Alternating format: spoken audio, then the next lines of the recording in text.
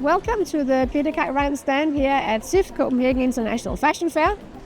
We are excited to be presenting our Spring-Summer 27 collection and have an exclusive interview with the design team behind BITTE, Anemone and Lisa.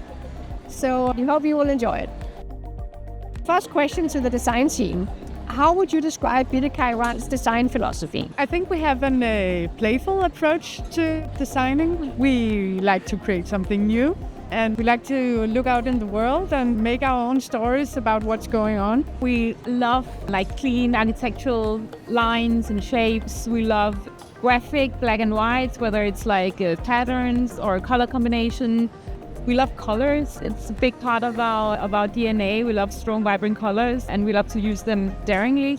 And we love strong prints. We make our own prints, and that's an essential part. We love contrast. It's an important one. We love contrast. I think contrast for us, it's all about all the time offsetting things, so things doesn't become too much one thing. Like a classic example is if we have a style that's very feminine, we have to offset it with a masculine touch, whether it's in the silhouette or details. But it's also if we have material that's a bit more fancy, we like to make the silhouette more down to earth. So it's about all the time offsetting things. Yeah. Have a balance. Yeah. Expressions. Yeah. And how would you describe the woman that you are designing for? She's curious. She's confident. She has a strong sense of aesthetics, and she cares much about good quality, and she cares about art and fashion. I think she's pretty ageless in our universe. I think we definitely also always wanted to create for everyone and for every age group, more designed for a type more than an age. And if you were to put some words around you as a design team, maybe a little bit about how you work or how you see yourself as a design team? I think we're the dynamic design duo. Yeah. I think we complement each other. I think we have a lot of the same ideas and ideals for the collections. We are inspired by the same things, and basically we are grounded on the same design philosophy principles. Yeah.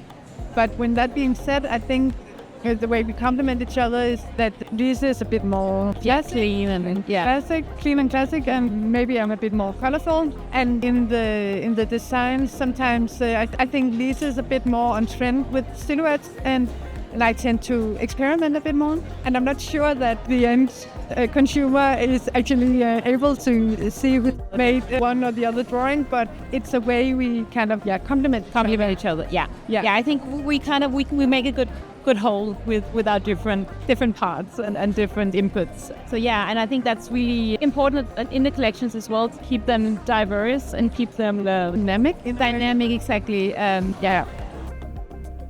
How would you say the BITTE KAI RAND brand and the design team has evolved over time? I mean, one evolution you can kind of very clearly see is that when BITTE started the brand in 1981, she only did knitwear. That was kind of the basis and the starting point for everything. Now we do almost all product categories, so that's a very clear evolution. Can you tell me a little bit about your own journey as design team within the BITTE brand? Yeah, well, I joined the brand in 2010, and for 6 years I worked with BITTE. And then we had different designers joining the team, but not permanent until Lisa came along. In 2016 I joined, and we found a perfect match. Yeah, then we have been working closely together since. Yeah, it's a big help for both of us that we've worked under the wings of BITTE. We know the brand really well. We've designed so many collections with BITTE, so we have such a deep understanding of the core DNA of the brand, which creates such a good foundation for evolving the brand and moving it forward. And it's really easy to navigate knowing the brand so well, and also figuring out where can we take it. Yeah. Very confident when choosing new trends and adding them in the collection, because we know very well what fits and what doesn't. Yeah. What is the inspiration behind the Spring-Summer 27 collection? So this collection is inspired by paper. We see it both in the silhouettes. We've used the idea of the square paper shape as kind of the sculptural starting point for many of the styles, where the square shape holds both patterns but also silhouettes. And it's so interesting what happens with the square shape when you drape it on the body. It becomes with so many endless expressions in that. And we also use the idea of paper for like the textural expression of the collection. For instance, like we have a lot of crease qualities inspired by crease paper. We have like and different like pleated textures. The collection has a very crisp and sharp and fresh expression because of this starting point of the paper. Yeah. I think if you go back a step back, the paper kind of represents a fresh start, a new beginning. Yeah. There's so much noise going on in the world. We felt like creating a collection that had this message of clean sheets, and it contains a lot of story as well. Yeah. The paper is used as every new story or drawing is written on the paper, but it also contains like history. So we are in this fine balance of the history and looking forward. So I know you make your own prints for the collection, and of course also have your own creation of how the colors work together. Are there some specific colors or print you would like to highlight for the Spring Summer 27 collection? I think the prints that are kind of a tactile expressions are the ones that tells the story the best about this collection. Yeah, and I think it's also what maybe feels new print-wise in this collection, that we have this textural, tactile expression in the prints. Yeah. Silhouette-wise, I think it's some of the silhouettes that kind of tell the story. We have kind of a lot of reinvention, the sort of classic BITTE style with like different versions of poplin shirts where we use them a bit more experimentally with using the square shape, having like sculptural details. So a lot of twists on classic. And also in the knitwear, we have square or checked patterns in the knitwear. Yeah. Again, to refer to the paper. Yeah, and some sculptural knits as well that use the square as a sculptural element. So we have this palette of different shades of white, different shades of black.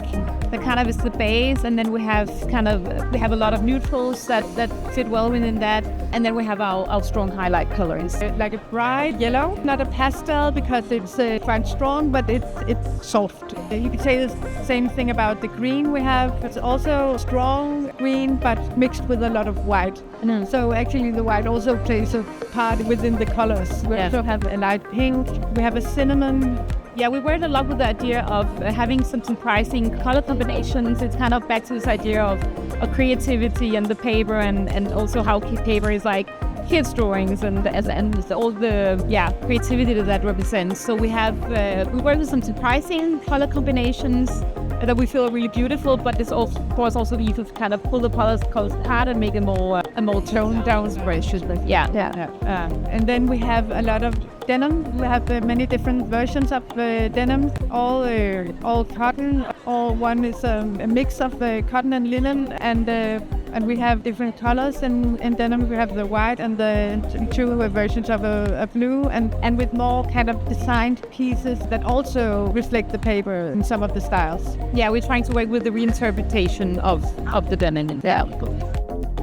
If you were to mention some of the things you love the most about the BITTE brand, what would that be? I think for both of us, I think I love that it's always been so design driven and kind of a playing field for taking chances, and that it's a daring brand that combined with a lot of respect for the product that we put into the world, for insisting on good quality, good fit, and putting things into the world that can last many years and have in your wardrobe for many years.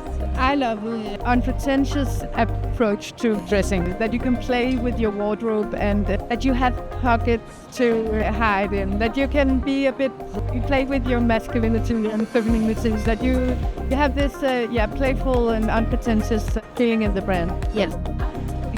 And where do you dream of seeing the brand over the next few years? I think we dream of continuing to evolve the brand in keeping with the DNA and the core principles of the brand, but keep moving it forward, keep being curious of where we can take it and how we can organically evolve it, both in terms of design and in terms of where we are in the world and where we're represented. Yeah, and of course we would love to expand in new markets, but also attract a younger audience. It's been such a privilege talking to both of you. Thank you so much for your time, and I'm sure everybody has been enjoying listening in. Thank you. Thank you.